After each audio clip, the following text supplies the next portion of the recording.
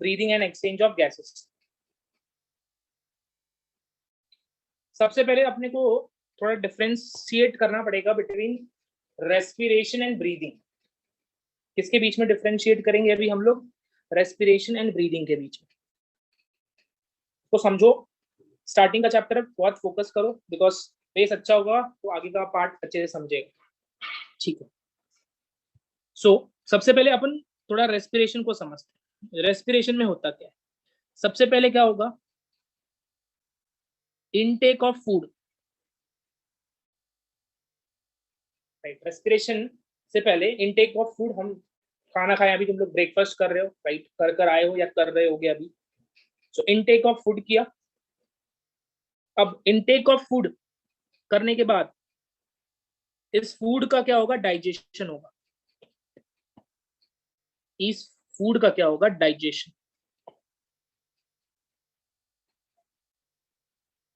अब डाइजेशन होने के बाद हमें पता है कि हमको 3 से 4 टाइप के बायोमोलिक्यूल्स मिलेंगे।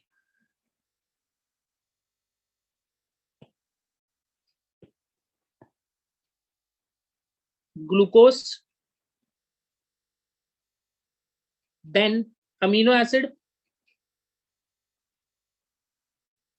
Then fatty acid. Right, food में जो बायोमोलिक्यूल्स हैं वो कॉम्प्लेक्स फॉर्म में प्रेजेंट है, like polysaccharide, starch, like proteins and lipids.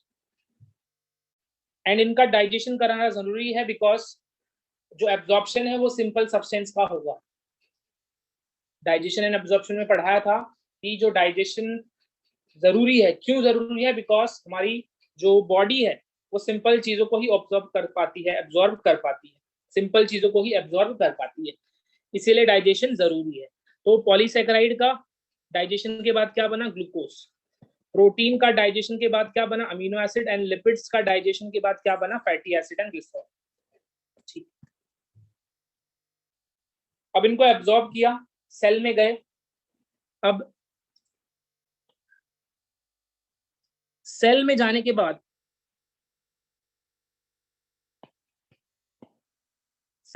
जाने के बाद एक प्रोसेस होगा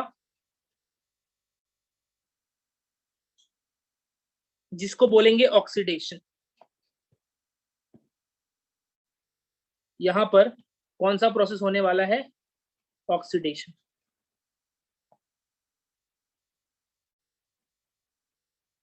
किसका ऑक्सीडेशन होगा? ग्लूकोज का। अमीनो एसिड का भी, फैटी एसिड का भी होता है। राइट, अब ये ऑक्सीडेशन के बाद अपने को प्रोडक्ट्स मिलते हैं, लाइक CO2, H2O। ये तो बाय प्रोडक्ट हो गए। जो मेन प्रोडक्ट मिलता है वो क्या होती है? एनर्जी। जो मेन प्रोडक्ट मिलता है after the oxidation of these biomolecules is energy. तो ये रेस्पिरेशन है। रेस्पिरेशन का मतलब क्या होगा? ऑक्सीडेशन होगा सबस्ट्रेट का, like glucose, amino acid and fatty acid, और उससे क्या मिलेगी? एनर्जी। तो रेस्पिरेशन प्रोसेस में मिलता है एनर्जी। रेस्पिरेशन प्रोसेस में क्या मिलता है? Energy. Respiration is a amphibolic pathway, true और फॉल्स?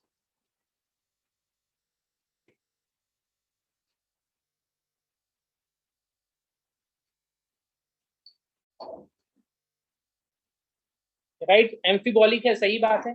कैटाबॉलिज्म भी होता है, एनाबॉलिज्म भी होता है।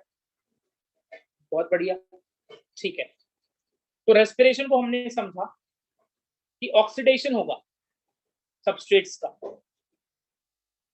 जिससे एनर्जी मिलेगी। तो रेस्पिरेशन एक एनर्जी बनाने वाली प्रोसेस है।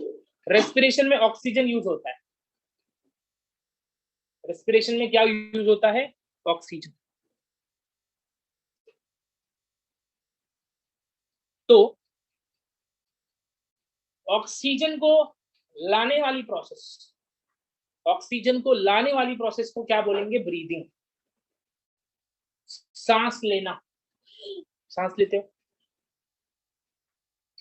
सराउंडिंग में जब ब्रीदिंग करते हो तो ब्रीदिंग में हमने देखा ऑक्सीजन अंदर आता है from the surrounding atmosphere and CO2 जो कि बाय प्रोडक्ट है। CO2 क्या है? बाय प्रोडक्ट है रेस्पिरेशन का, वो बाहर जाएगा बिकॉज बॉडी के लिए CO2 क्या है? टॉक्सिक, एनिमल टॉक्सिक बोलते हैं इसको। एनिमल्स में CO2 बनता है और इसीलिए इसको बोलते हैं एनिमल टॉक्सिक। तो ब्रीदिंग से क्या हुआ? ऑक्सीजन अंदर आया, उसने सबस्ट्रेट्स के साथ काम किया, मीनिंग रेस्पिरेशन किया और एनर्जी बनाई। एनर्जी के अलावा बाय प्रोडक्ट बना है CO2, तो CO2 बनने के बाद बाहर जाएगा। ऑक्सीजन अंदर आया, एनर्जी बनाया, प्रोडक्ट एनर्जी है, उसके अलावा बाय प्रोडक्ट CO2 भी है, H2O भी, और CO2 क्या होगा? बाहर जाएगा। CO2 क्या होगा? बाहर जाएगा इनटू द एटमॉस्फेयर। ऑक्सीजन अंदर आएगा, काम करेगा, CO2 बनेगा और बाहर जाएगा। तो यहां पर हमने देखा एक्सचेंज ऑफ गैसेस। CO2 अंदर आया, सांस लिया हमने, इनहेलिंग किया, करेक्शन, ऑक्सीजन, CO2 क्या बोल रहा हूं मैं, ऑक्सीजन सराउंडिंग एटमॉस्फेयर से हमने क्या किया? ऑक्सीजन को अंदर लिया, इनहेल किया जब, तो क्या हुआ? ऑक्सीजन अंदर आया और CO2 बाहर जाएगा। इसको और अच्छे से समझेंगे। अभी मतलब याद रखना, रेस्पिरेशन मतलब प्रोसेस जिसमें एनर्जी बनती है, एनर्जी बनाने वाली प्रोसेस है रेस्पिरेशन। और ब्रीदिंग क्या है? Exchange of gases. रेस्पिरेशन से एनर्जी बनेगी, ये अपने को मालूम। ब्रीदिंग में क्या होगा? ऑक्सीजन अंदर आएगा, CO2 बाहर जाएगा। ये समझ में आया सबको? ये पार्ट समझ में आया?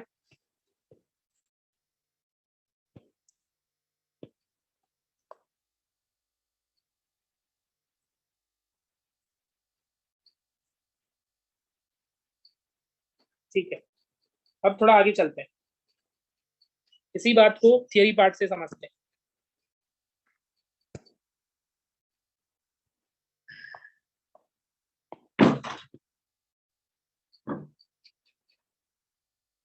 ऑक्सीजन जिसको हम बोलते हैं O2 is utilized by the organism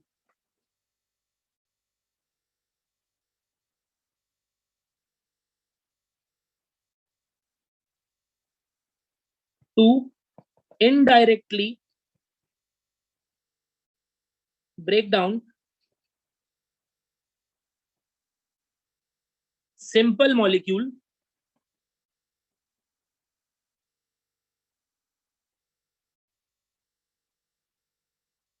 like glucose, amino acid,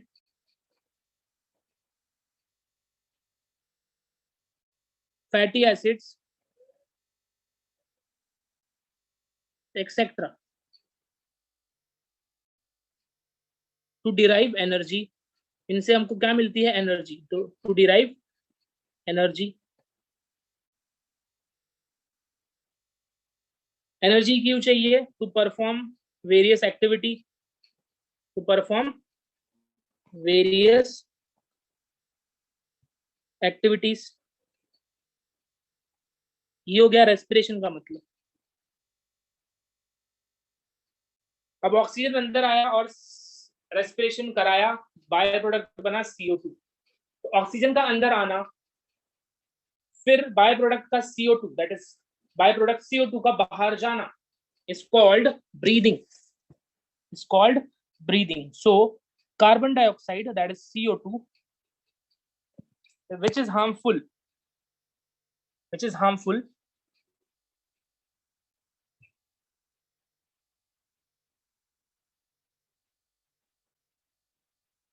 is also released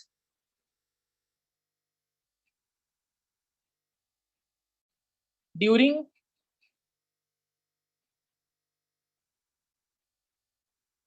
the above catabolic reaction, during the above catabolic reaction। Catabolic reaction क्यों कहा है? Because glucose break down into pyruvic acid break down into acetyl CoA, then further reaction होता है, तो वो एक catabolic part है। तो ये है इंट्रोडक्टरी पार्ट, जिसमें हमने देखा कि क्या यूज हो रहा है, ऑक्सीजन रेस्पिरेशन के लिए, बाय प्रोडक्ट बन रहा है CO2। अब एनर्जी हमेशा अपने को चाहिए होगा, यस और नो? एनर्जी की रिक्वायरमेंट हमको हमेशा होगी, यस और no?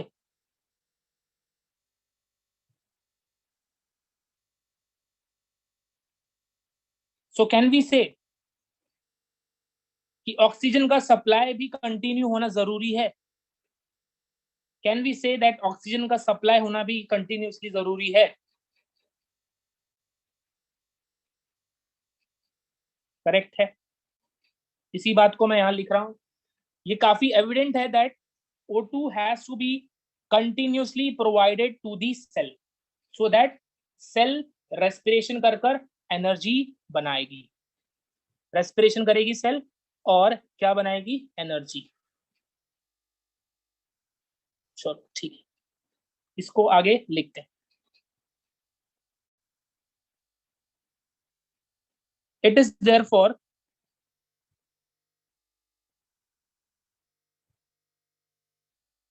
evident that O2 has to be continuously provided. It should be continuously provided to the cells. किसको प्रोवाइड करना है? To the sales.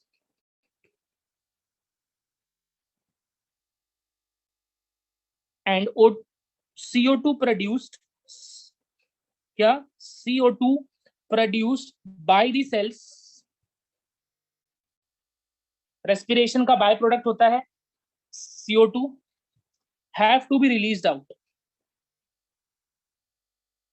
have to be released out।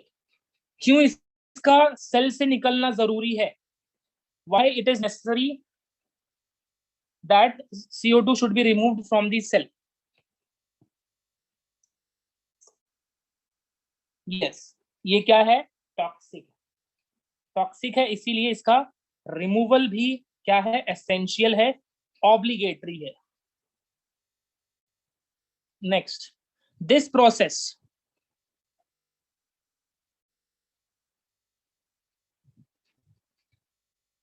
of exchange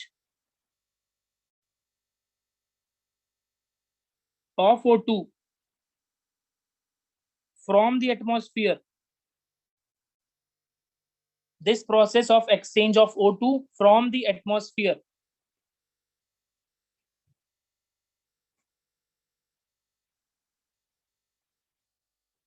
with CO2 produced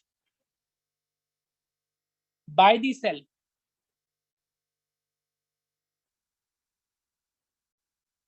is called breathing।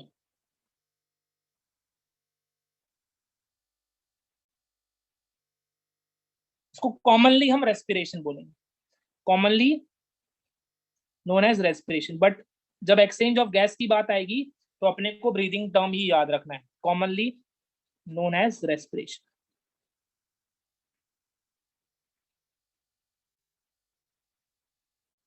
ठीक है, सो ये था थोड़ा introductory part. अब आगे बढ़ते हैं, जस्ट एक सेकेंड होल्ड करना, एक सेकेंड होल्ड करना बस।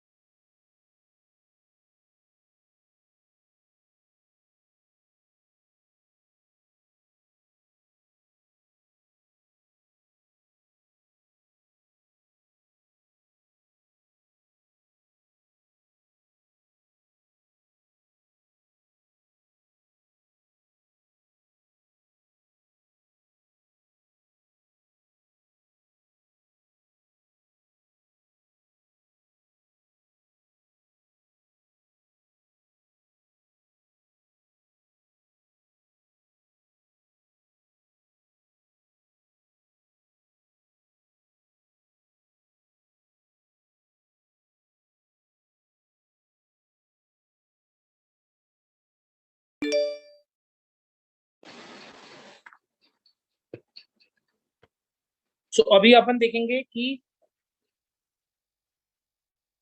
कौन से स्टेप्स इन्वॉल्व है रेस्पिरेशन में। यहाँ पर एक डायग्राम तुम लोगों को दिखेगा। इसकी वैल्यूज अभी इंपॉर्टेंट नहीं है, ठीक है, जब और ज्यादा आगे चैप्टर में बढ़ेंगे तो और अच्छे से समझेंगे। वैल्यूज जो दी है इसमें देखो, ये वैल्यूज अभी इंपॉर्टेंट नहीं है, इसको बाद में पढ़ेंगे, ठीक है।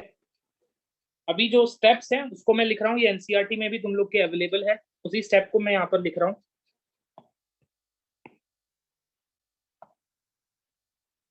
Respiration involves the following steps.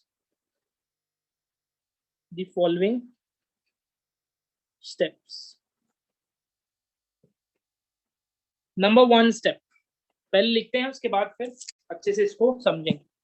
पहला स्टेप है ब्रीदिंग और पल्मोनरी वेंटिलेशन। ब्रीदिंग और pulmonary ventilation.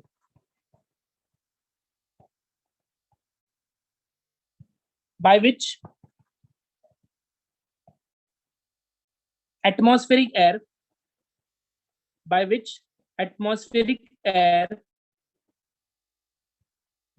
is drawn in and CO2 rich alveolar air is released out.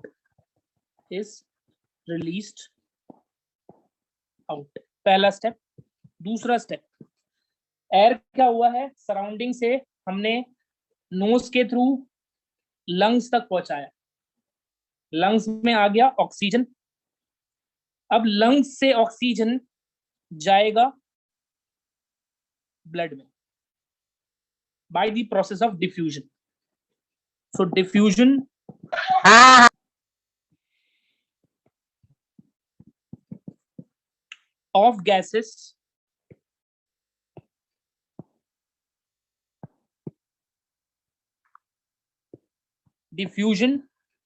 of gases O2 and CO2 across alveolar membrane। ये number 2 step. 3, अब blood में oxygen आ गया है, अब ब्लड से ऑक्सीजन ट्रांसपोर्ट होगा to the cell. So transport of gases by blood, transport करेगा blood gases को। चौथा step, diffusion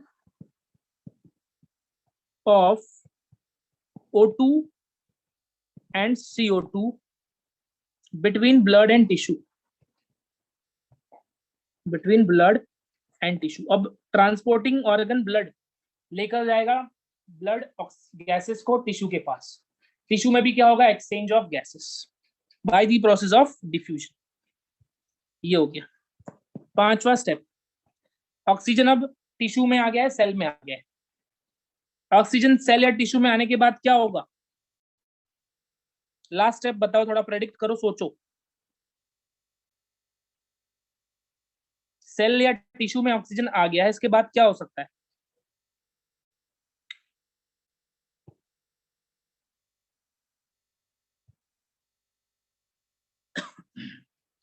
yes yes yes, very good.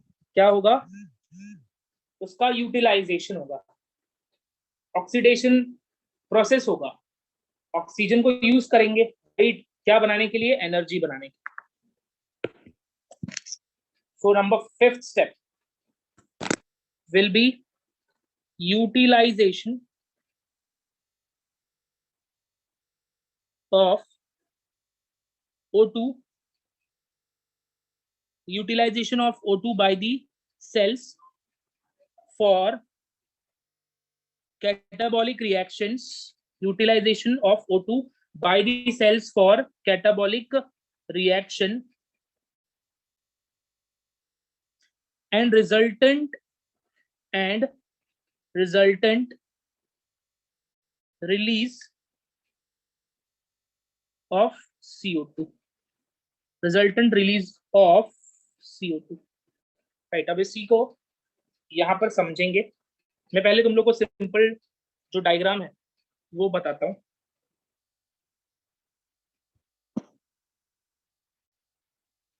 Atmosphere है, ठीक है, एटमॉस्फेयर में ऑक्सीजन है। अब एटमॉस्फेयर से ऑक्सीजन हमने क्या किया, इनहेलेशन किया। इनहेलेशन किया तो क्या होगा, ऑक्सीजन कहाँ आ जाएगा, लंग्स में। अब लंग्स से ऑक्सीजन डिफ्यूज हो जाएगा ब्लड में। किसकी बात कर रहे हैं, ऑक्सीजन। अब ब्लड एक ट्रांसपोर्टिंग कनेक्टिव टिश्यू है, राइट। अब ब्लड से जो ऑक्सीजन है वो कहाँ चला जाएगा, सेल्स में। सेल्स में ऑक्सीजन जाने के बाद क्या बनाएगा, एनर्जी, उसके साथ ही O2 बनाएगा। अब क्या होगा,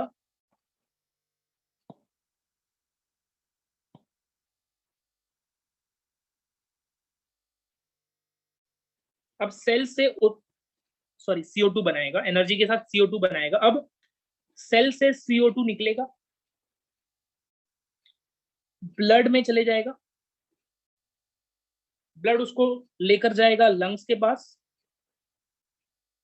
लंग्स से जब हम इनहेलेशन करें, एक्सहेलेशन करेंगे, क्या करेंगे, एक्सहेलेशन। सो फिर से वो CO2 कहाँ चले जाएगा, एटमॉस्फेयर में। क्या बताया मैंने, जब हमने इनहेलेशन किया तो सराउंडिंग से जो ऑक्सीजन था वो अंदर आया, अंदर कहाँ आएगा, लंग्स में। फिर लंग्स से ऑक्सीजन ब्लड में जाएगा बाय डिफ्यूजन, डिफ्यूजन प्रोसेस होगा, ऑक्सीजन ब्लड में आएगा। ब्लड में ऑक्सीजन आने के बाद ब्लड जो है वो एक व्हीकल का काम करेगा। किसका काम करेगा, व्हीकल, टैक्सी या व्हीकल का काम करेगा। ब्लड में भी कौन सा पार्ट, आरबीसी। आरबीसी एक टैक्सी का काम करेगा, ऑक्सीजन आरबीसी में बैठेगा और आरबीसी इसको कैरी करेगा, और ऑक्सीजन को आरबीसी कहां तक कैरी करेगा, सेल्स, सेल्स तक पहुंचाएगा। सेल्स में जाने के बाद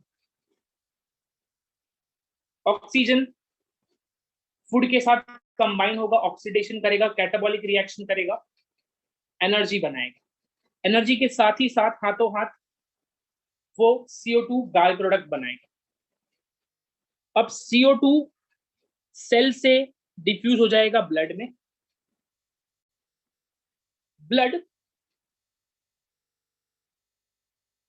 उसको ट्रांसपोर्ट करेगा लंग्स तक, और फिर लंग्स से ये बाहर चले जाएगा CO2 एटमॉस्फेयर।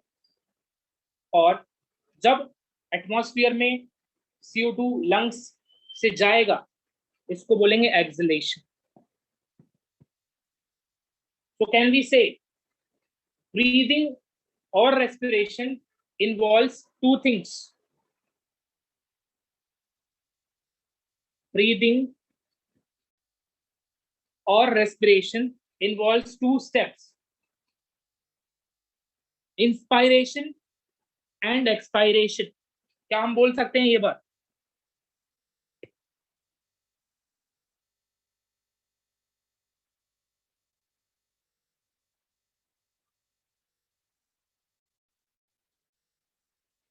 यस। अब डायग्राम देखो, ठीक है, मैं बार बार बोल रहा हूँ, ये वैल्यूज को भी अपने को नहीं पढ़ना। क्या हुआ, ये एटमॉस्फेयर है, क्या हुआ, एटमॉस्फेयर से O2 अंदर आया, कहाँ आया, लंग्स में, लंग्स के सबसे छोटे पार्ट एल्वियोलाई में आया। तो ये हो गया ब्रीदिंग और pulmonary ventilation by which atmospheric air is drawn in and CO2 rich alveolar air is released out. अब ऑक्सीजन यहाँ है, अब क्या होगा, इसका ऑक्सीजन का डिफ्यूजन हो जाएगा। यहां था ऑक्सीजन, यहां से डिफ्यूज हो जाएगा in the blood vessel, blood में चलेगा। So diffusion of gases across alveolar membrane, ये एल्वुलाई की मेम्ब्रेन है, ये एल्वुलाई की क्या है, मेम्ब्रेन, इससे डिफ्यूज हो जाएगा ऑक्सीजन ब्लड में। Transport of gases by blood, अब ये गैस ऑक्सीजन को क्या करेगा, ब्लड ट्रांसपोर्ट करेगा, यहां आ गया। अब diffusion of O2 and CO2 between blood and tissue, अब ब्लड से जो ऑक्सीजन है, ब्लड से जो ऑक्सीजन है वो कहां डिफ्यूज हो जाएगा, इनटू द टिश्यू और सेल, राइट। तो ये है स्टेप्स और ऑफ रेस्पिरेशन, राइट। अब यहां पर CO2 बना, CO2 कहां जाएगा, इनटू दी ब्लड, कौन सा प्रोसेस होगा, डिफ्यूजन। फिर ब्लड उसको ट्रांसपोर्ट करेगा,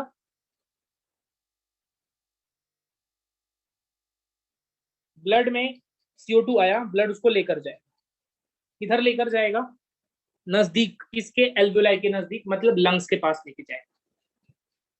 अब through this alveolar membrane CO2 will diffuse, CO2 will diffuse into the alveoli or lungs, and फिर यहां से CO2 क्या हो जाएगा, बाहर निकल जाएगा by the process of expiration, by the process of expiration।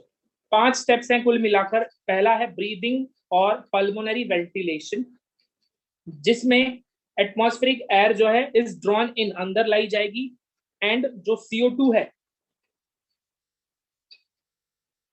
CO2 कहाँ है, alveoli.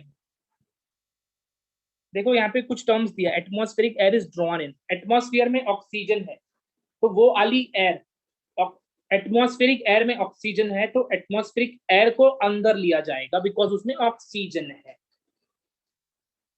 is drawn in and CO2 rich alveolar air, इसमें alveoli में जो air है उसमें क्या है, CO2 है, तो CO2 क्या होगा, बाहर निकलेगा।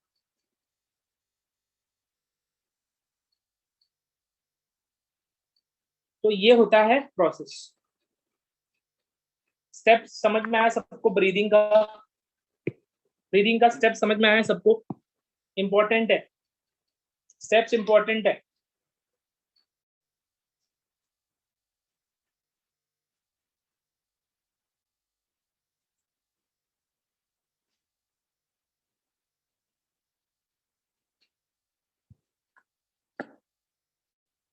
यस, तो ये हो गया 5 स्टेप्स।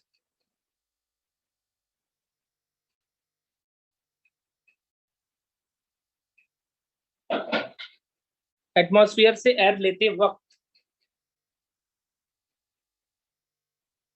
सिर्फ ऑक्सीजन आएगा। कुछ ट्रेसेस देखो, कुछ ट्रेसेस हमेशा होंगे, बट अपना मतलब कुछ अमाउंट में तो डेफिनेटली होगा ही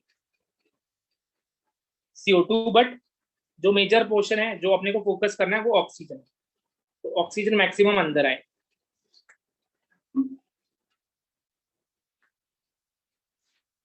ठीक है, अब बात करते हैं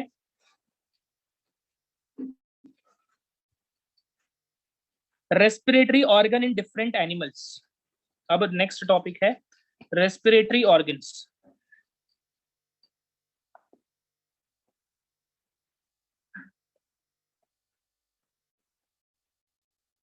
एनिमल्स हमने देखा एक्वाटिक है, टेरेस्ट्रियल है, एरियल भी है। सो इनमें रेस्पिरेटरी ऑर्गन्स क्या क्या होते हैं? And respiratory organs are on the basis of type of habitat in which animals live. जिस टाइप के हैबिटाट में एनिमल रहते हैं उस हिसाब से क्या है इनका रेस्पिरेटरी ऑर्गन है। जैसे अभी फिश है, तो फिश पानी में रहता है, तो उस पर क्या प्रेजेंट है, गिल्स। ठीक है, राइट, ये इंपॉर्टेंट है, ये इंपॉर्टेंट है नाम, एग्जाम्पल इंपॉर्टेंट है, ऑलरेडी हमने डिस्कस किया एनिमल किंगडम में। बॉडी सरफेस या फिर general body surface,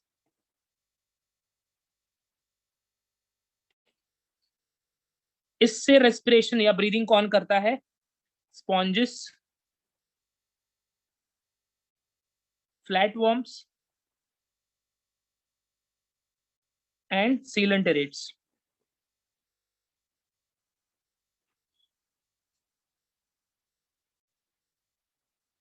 general body surface.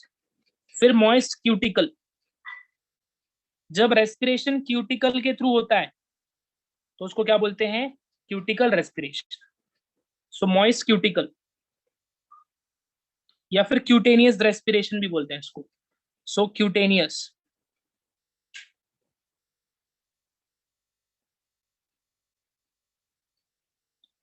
ये किसमें देखने को मिलता है? अर्थवर्म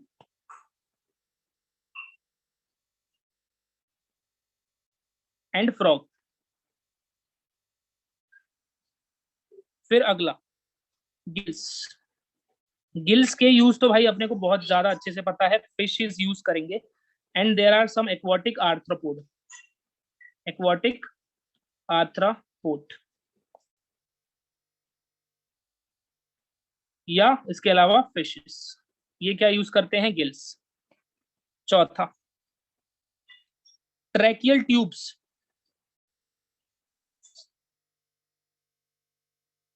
ट्रैकियल ट्यूब्स क्या होते हैं? They are small small pores which are present on the surface of the animal. छोटे छोटे पोर्स होते हैं जो एनिमल के सरफेस पर होते हैं। एंड ट्रैकियल ट्यूब्स का कौन यूज करता है? इंसेक्ट्स।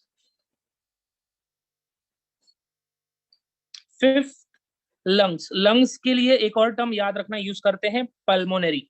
लंग्स को क्या बोलते हैं? पल्मोनरी।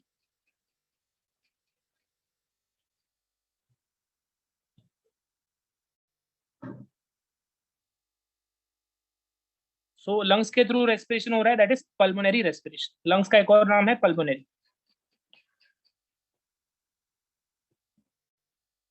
सो लंग्स के थ्रू रेस्पिरेशन कौन करता है? Reptiles, birds, mammals and frog, ये किसके थ्रू रेस्पिरेशन करते हैं? लंग्स। सिक्स्थ, बक्कल कैविटी,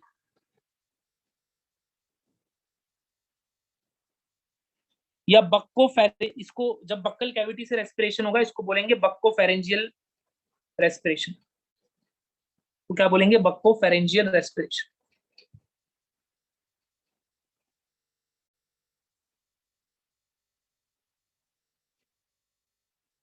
इसका एग्जांपल अगेन वही frog.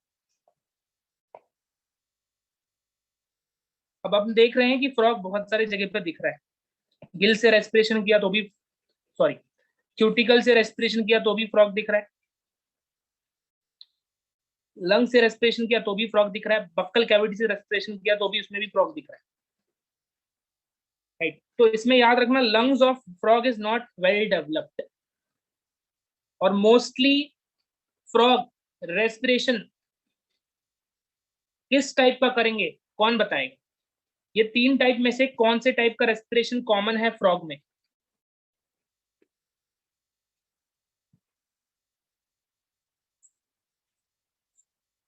Very good Rutuja, very good. Yes, very good Aman, very good Shivchar. तो क्या आएगा? क्यूटिकल। वेरी गुड जायद, क्या आएगा? क्यूटिकल। क्वेश्चन में आएगा फ्रॉग रेस्पायर थ्रू, ये तीनों होगा ऑप्शन में, moist cuticle, lungs, buccal cavity, और चौथा ऑप्शन होगा ऑल ऑफ दीज। तो याद रखना किस पर टिक करोगे? All of these. ऐसे क्वेश्चन आते हैं।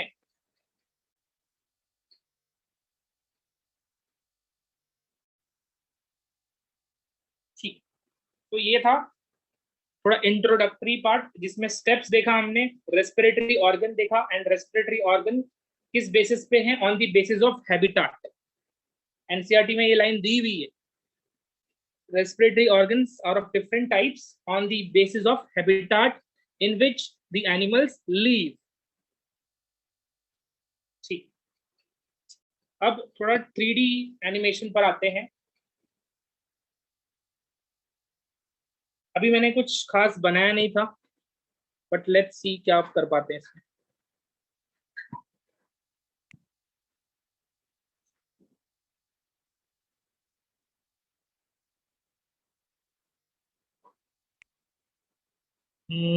We'll see।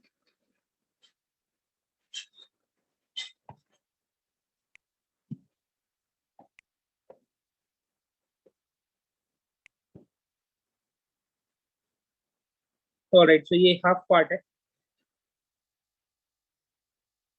इस हाफ पार्ट में तुम लोग बहुत कुछ देखोगे अभी।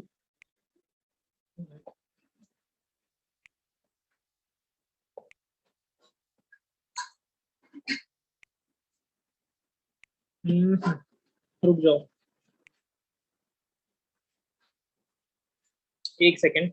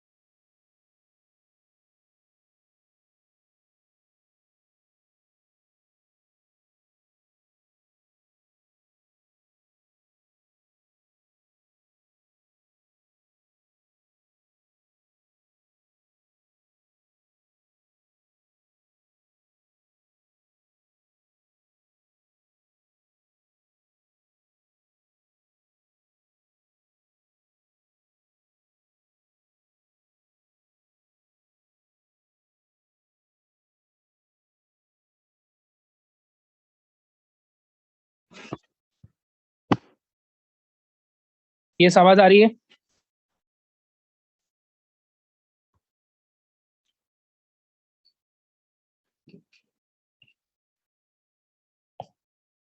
ठीक है।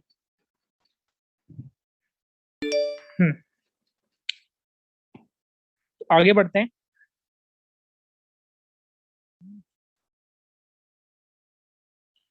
अभी थोड़ा समझते हैं ह्यूमन रेस्पिरेटरी सिस्टम को। ध्यान से देखना, कुछ नई चीजें पता चलेंगी।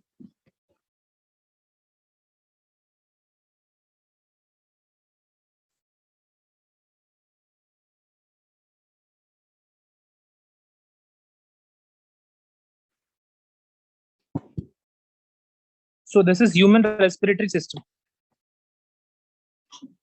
Human respiratory system. अब सबसे पहले ये जो स्ट्रक्चर दिख रहा है, जो होल होता है अपने नोज में, जो नीचे की तरफ होल होता है, उसको क्या बोलते हैं? नॉस्ट्रिल।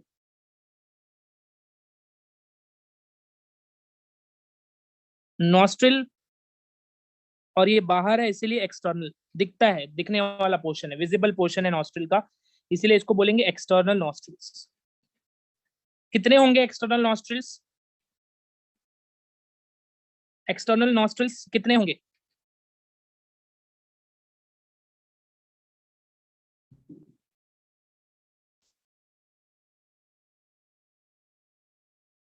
यस, बढ़िया, दो होंगे, बिल्कुल सही है। अब नॉस्ट्रिल्स के बाद, बहुत ध्यान से देखना अभी आगे जो बताने जा रहा हूं, नॉस्ट्रिल के बाद उसके आगे का पोर्शन होता है नेजल चेम्बर। ये क्या है? Nasal chamber. अब नेजल चेम्बर जो है उसको वर्चुअली मैंने थ्री पार्ट्स में डिवाइड किया है। ये थ्री पार्ट्स में होते नहीं है, नेजल चेम्बर थ्री पार्ट्स में नहीं होते हैं। It is virtually divided into three parts. मैं उसको थ्री पार्ट्स में वर्चुअली डिवाइड कर रहा हूँ।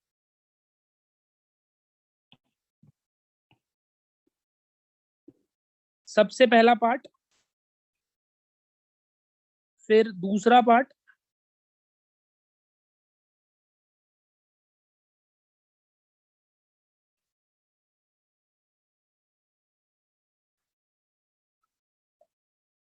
देन तीसरा part. This is first part, second part, and ये third part.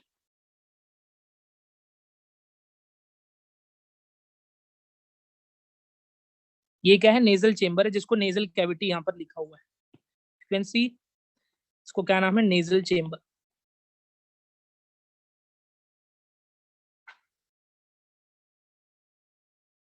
So it is divided into three parts. Nasal chamber, इसको यहां पर लिखते हैं, nasal chamber divided into three parts. पहला पार्ट वेस्टिबुलर जोन,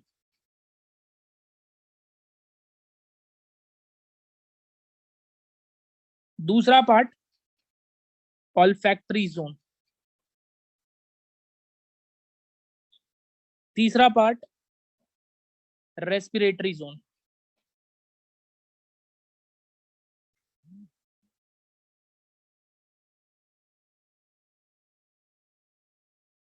तीन पार्ट डिवाइड किया है नेजल चेम्बर में, virtually, vestibular zone, olfactory zone and respiratory zone. सबसे पहले अपन बात करेंगे वेस्टिबुलर जोन की। Vestibular zone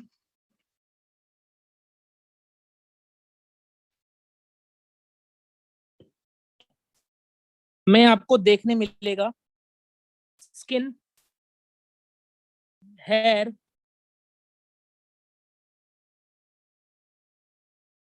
and sebaceous gland. क्या देखने मिल रहा है? Skin, hair and sebaceous gland. Nostril से जस्ट आगे, ये देखो, ये एक्सटर्नल नॉस्ट्रिल्स है, इसके जस्ट आगे का ये जो पार्ट है दैट इज वेस्टिबुलर जोन, जहां पर हेयर प्रेजेंट होगा, सेबेशियस ग्लैंड होगा एंड स्किन होगा। इसको समझो। हम इनहेलेशन कर रहे हैं, ऑक्सीजन आ रहा है अंदर, सही है, बट ऑक्सीजन के साथ डस्ट भी अंदर आएगा, ऑक्सीजन के साथ डस्ट भी अंदर आएगा। अब जब डस्ट जो है वो नॉस्ट्रिल से अंदर आएगा इन दी नेजल चेम्बर, तो यहां पर हेयर प्रेजेंट है। ये हेयर क्या करेंगे, इस डस्ट को ट्रैप करेंगे, डस्ट को ट्रैप करेंगे। इस हेयर से चिपका हुआ है, करेक्शन, इस हेयर पर प्रेजेंट है secretion of sebaceous gland. Sebaceous gland के सिक्रीशंस हेयर पर लगे हुए, तो डस्ट जो है ये हेयर को चिपक जाएगा, डस्ट क्या होगा, इस हेयर पर चिपक जाएगा। सो कैन वी से वेस्टिबुलर जोन एयर को फिल्टर करता है, कैन वी से वेस्टिबुलर जोन एयर को फिल्टर करता है।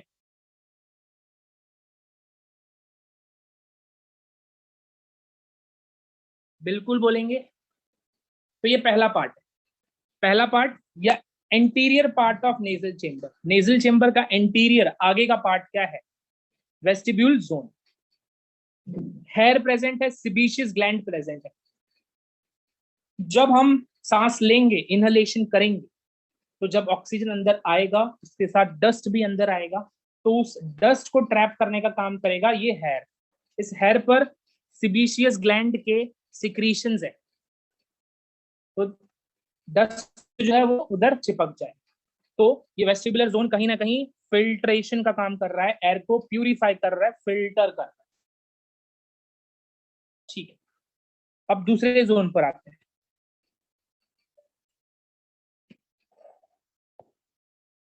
एक सेकेंड।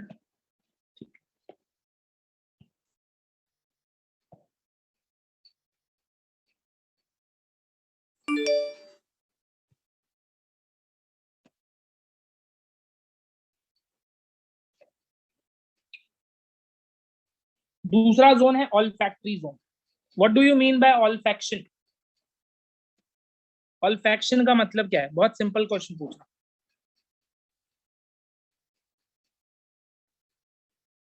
ऑल्फैक्शन का मतलब, yes very good Rutuja, yes बाकी लोग भी आंसर करो। ऑल्फैक्शन, ऑल्फैक्टरी मतलब क्या? Very good Aman, very good Piyush, very good Anjali, very good Saloni. Smell, smell होता है।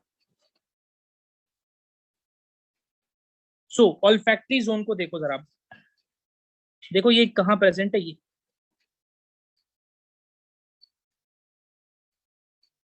इसके पास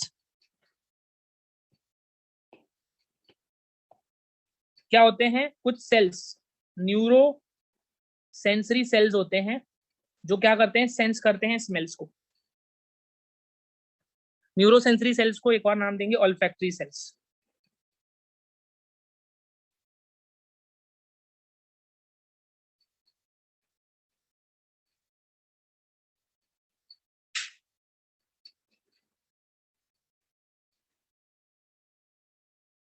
ये हो गया। इसके अलावा यहाँ पर एक चीज और प्रेजेंट है, बोमन ग्लैंड।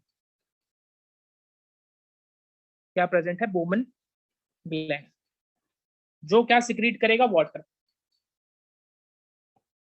वाटरी फ्लूइड, ऐसे कुछ चीजें सिक्रीट करेगा। तीसरा और सबसे इंपॉर्टेंट जोन आता है रेस्पिरेटरी जोन। तीसरा जोन क्या है? Respiratory zone. रेस्पिरेटरी जोन की मैं बात करूं,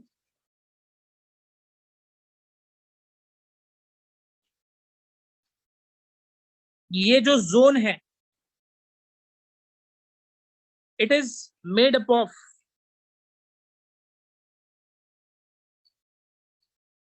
PSCCG, pseudo stratified ciliated columnar glandular epithelium. ठीक है, ये टाइप ऑफ टिश्यू है, जब एनिमल टिश्यू पढ़ेंगे तब ये बात करेंगे इसकी। तो रेस्पिरेटरी जोन किससे बनता है? PSCCGE, pseudo stratified ciliated columnar glandular epithelium, इस टाइप के सेल्स टिश्यू से बनता है।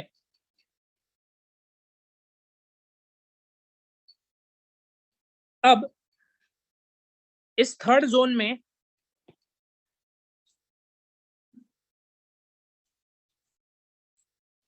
कुछ बोनी स्ट्रक्चर्स होते हैं जिनको बोलते हैं कॉन्चे। कुछ बोनी स्ट्रक्चर्स होते हैं ऐसे, जिनको क्या बोलेंगे? कॉन्चे।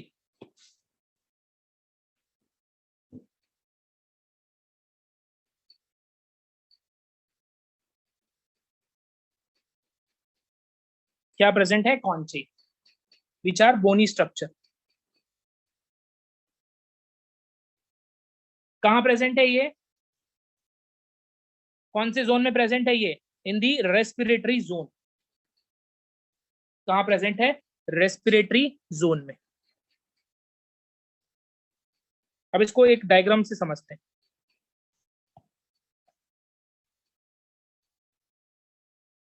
ये नेजल चेम्बर है।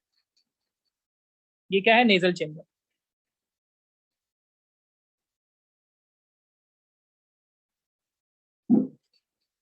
नेजल चेम्बर की बात करें तो दो नॉस्ट्रिल हैं, तो दो नेजल चेम्बर भी दिखेंगे अपने को। दो नॉस्ट्रिल्स हैं, अज्यूम करो दो नॉस्ट्रिल्स दिख रहे हैं, एक्सटर्नल नॉस्ट्रिल्स दो हैं, तो नेजल चेम्बर भी दिख रहे हैं दो। नाक को टच करोगे तो बीच में एक सेप्टा दिखेगा, सेप्टा, जिसको बोलेंगे नेजल सेप्टा। ये है नेजल सेप्टा। चलो ठीक है, इसको दिखाता हूं मैं भी।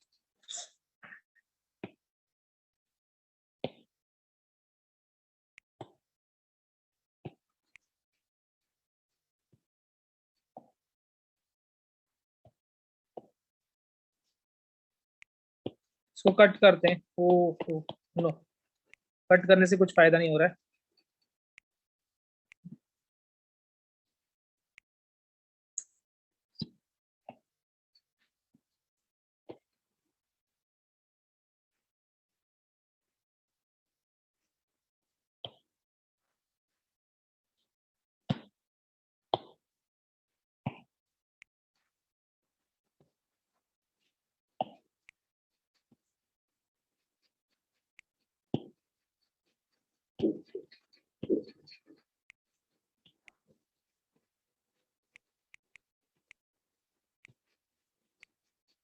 ठीक है, ये देखो यहाँ पर नॉस्ट्रिल्स होगा, ये नॉस्ट्रिल्स है।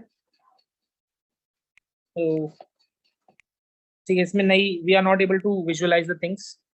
ठीक है, खैर यहाँ पर ध्यान दो।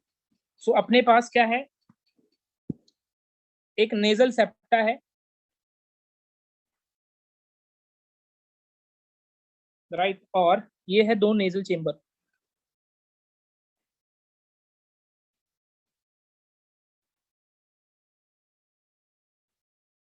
नॉस्ट्रिल्स कितनी है? दो है, तो नेजल चैम्बर भी कितने हैं? दो है।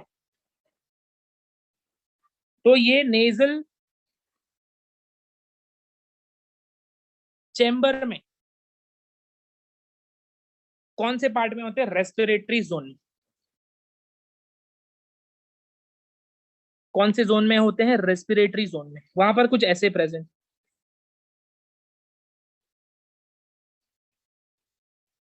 बोनी स्ट्रक्चर।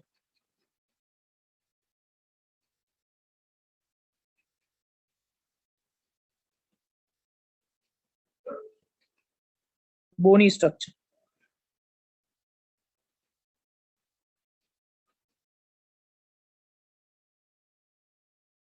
अंदर की तरफ आउटग्रोथ करेगा।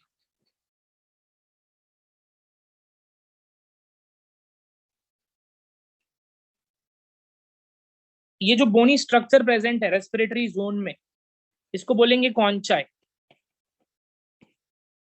ये रेड वाला है कॉन्चाई।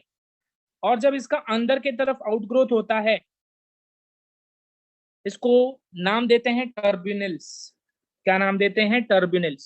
सो कौनचाई का अंदर की तरफ आउटग्रोथ होगा और इससे क्या बनेगा? टर्ब्यूनल्स। टर्ब्यूनल्स। तो 3 जोन है, vestibular, olfactory and respiratory zone. अब आगे आती है बात, एक रिंग प्रेजेंट है यहां पर just in the respiratory zone. Respiratory zone में ही यहाँ पे एक रिंग प्रेजेंट है। This ring is called internal nares या इंटरनल नॉस्ट्रिल्स। इसको क्या बोलेंगे? Internal nostril.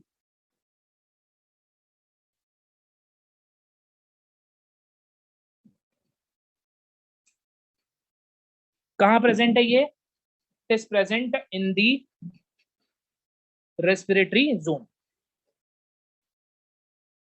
डिटेल इसकी आगे पढ़ने वाले, जस्ट मैं भी पार्ट्स तुम लोग को बता दे रहा हूं।